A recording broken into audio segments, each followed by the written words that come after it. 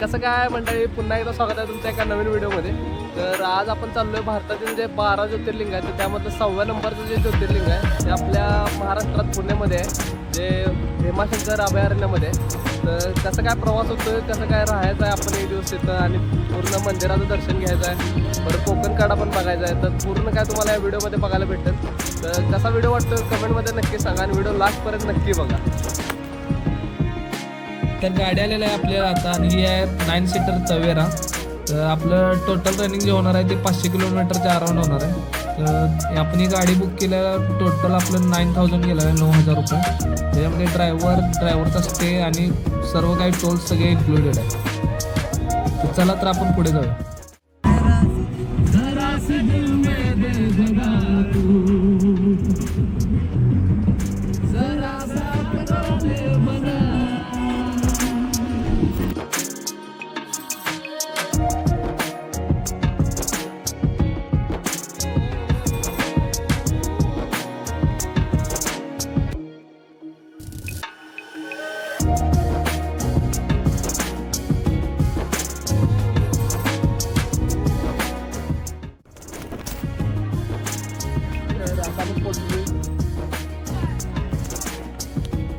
स्टेसाठी आपण इकडे थांबणार आहे. ओमकार गार्डन म्हणून आहे.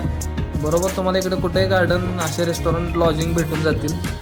मंदिराच्या 5 ते 10 किलोमीटर अंतरावरती सर्व हॉटेल्स आहेत. तर हॉटेल आतून कसं आहे, बोर्डिंगचं कसं नियोजन आहे ते तुम्हाला दाखवतो. तर अशा प्रकारचे रूम आहेत आणि एका रूममध्ये मिनिमम 7 ते 6, 7, 8 लोक राहू शकतात.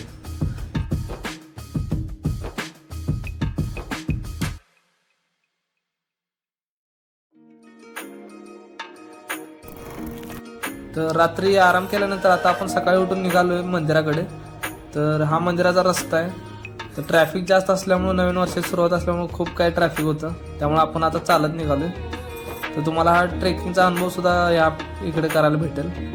तर 2-3 किलोमीटर चालून झाल्यानंतर आपण फायनली मंदिराच्या मेन द्वाराजवळ आलोय. इथून सुद्धा लाईन लागलेली आहे. लाईन कमीत कमी 1 किलोमीटरची होती. तर आपण VIP पास घेऊन आपण डायरेक्टली चाललो दर्शनासाठी आता. तर हे आहे मागं जे तुम्हाला दिसतं ते भीमाशंकर अभयारण्यामधील ज्योतिर्लिंग आहे, जे भारतातील 6वं ज्योतिर्लिंग आहे. नवीन वर्ष 2025ची सुरुवात अशा पवित्र ठिकाणी आपली होत आहे, आणि हा आहे आपल्या नवीन वर्षाचा सूर्योदय. हे नवीन वर्ष सर्वांना समृद्धीची आणि आनंदाची जावं ही प्रार्थना करतो.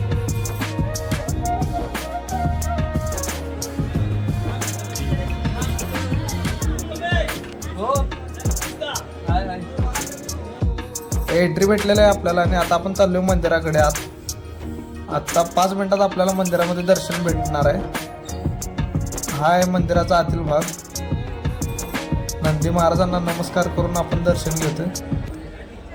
दर्शन घेऊन झाल्यानंतर आपण थोडं टाइम स्पेंड केला मंदिराजवळ. हा मंदिराचा फ्रंटचा व्ह्यू आहे.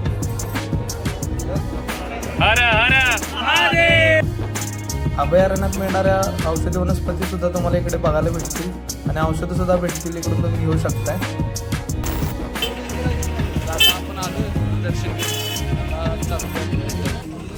प्रवासाच्या सर्व डिटेल्स तुम्हाला डिस्क्रिप्शनमध्ये भेटून जातील. कसं काय व्हिडिओ आपला आवडला असेल तर नक्की लाईक करायचं.